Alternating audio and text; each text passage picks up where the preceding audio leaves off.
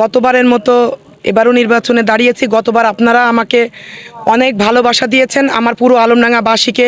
এজন্য আমি ধন্যবাদ প্রকাশ করছি। তো সবার ভালোবাসায় আমি বিপুল পরিমাপে ভোট পেয়েছি। আমি একজন বীর মুক্তিযোদ্ধার সন্তান, কাজী কামালের সন্তান। এই হিসাবে আমার আলমডাঙ্গাবাসী আমাকে এত ভোট দিয়েছে, এত ভালোবেসে সবাই আমাকে ভোট দিয়েছে, আমি তাদের কাছে চিরঋণী।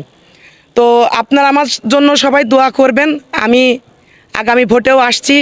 আমি আপনাদের কাছে দোয়া প্রার্থী, সবাই আমাকে ভোট দিবেন, আমার জন্য দোয়া করবেন। আমি আপনাদের আলমডাঙ্গার সন্তান, আমি আপনাদের মেয়ে, আপনাদের বোন।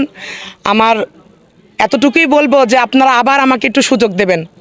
আর আমার হয়তো চলাফেরায় যদি ভুল ভ্রান্তি হয়ে থাকে, আপনারা ক্ষমা দৃষ্টিতে আপনারা আমাকে দেখবেন। তো আমি মুক্তিযোদ্ধার সন্তান হিসাবে আমি সবাইকে আহ্বান করছি, আমরা সবাই মিলে একসাথে কাজ করব। দল মত নির্বিশেষে সবাই আমাকে ভোট দিবেন, আমার জন্য দোয়া করবেন।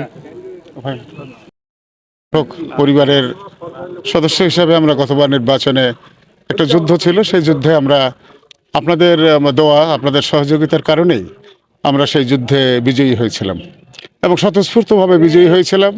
প্রায় ৭৫,০০০-এর কাছাকাছি ভোট পেয়ে আমরা নির্বাচিত হই। আবারও সেই লড়াই আমরা এসেছি আপনাদের সার্বিকভাবে সবার কাছে দলমত নির্বিশেষে মুক্তিযুদ্ধের পক্ষের শক্তির প্রতিনিধি হিসাবে।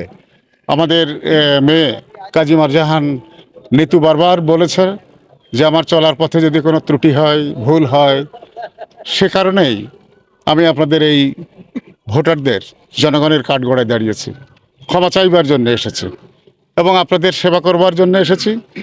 এই পথ চলায় যদি আমার কোনো ত্রুটি দেখা দেয়, আপনারা সেই ত্রুটিগুলো ঠিক করে দেবেন, আমাকে বুঝিয়ে দেবেন, আমাকে চলার পথে আপনারা সহায়ক শক্তি হিসাবে দেখা হবে।